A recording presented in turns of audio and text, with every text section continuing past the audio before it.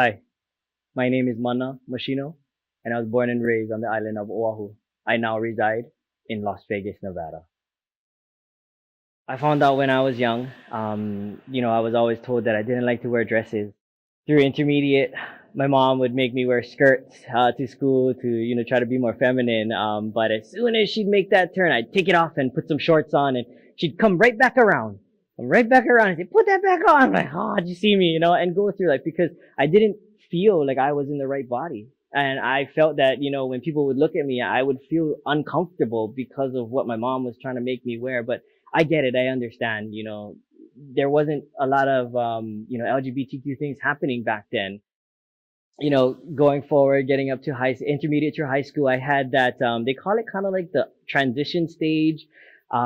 It's, when I would walk down the halls, it's, is that a boy? Is that a girl? And, I just felt uncomfortable as well. I spoke to the school counselors and asked them if I could use the restroom, in the office because during intermediate you had to dress out for PE and I didn't feel comfortable in the locker rooms. I would prefer to go to the boys' locker room, but I wasn't allowed, because my gender was still female. And that hurt. And so I actually failed PE because I didn't dress out and apparently that was part of your grade.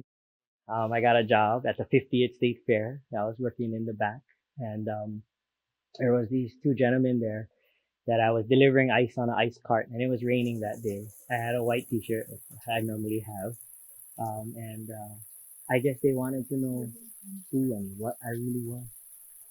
So what they did was they went, you know how the tent captures all that water from after it rains.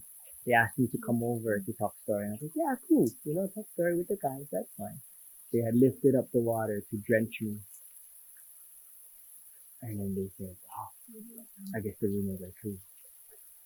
And again, I felt embarrassed.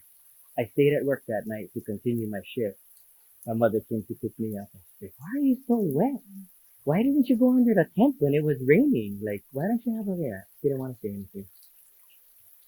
Halfway home, I told her what had happened. And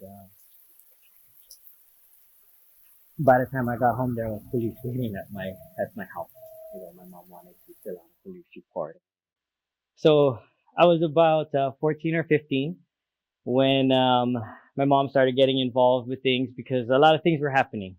And so she decided, she did a lot of research on who could try to help me or fix me. And she took me to see Robert J. Bidwell. And I met him at the Kaneohe State Hospital, where we went there, went to go see him. And we sat down with him. I was put in an interview room with another psychiatrist. And the first question was, when did you know? And I said, probably about 5 years old. He said, okay. Essentially, the interview was over after that. He had no more questions for me. I was like, okay. But, he conversated with me. We had a few conversations. And my mother was then called into the room. And Dr. Bidwell came in as well. And he asked the psychiatrist, so what was the outcome? He said, no, he knew from a young age they were talking quietly. And he turned to my mother and said, this is not a phase. Your child will be like this for the rest of his life.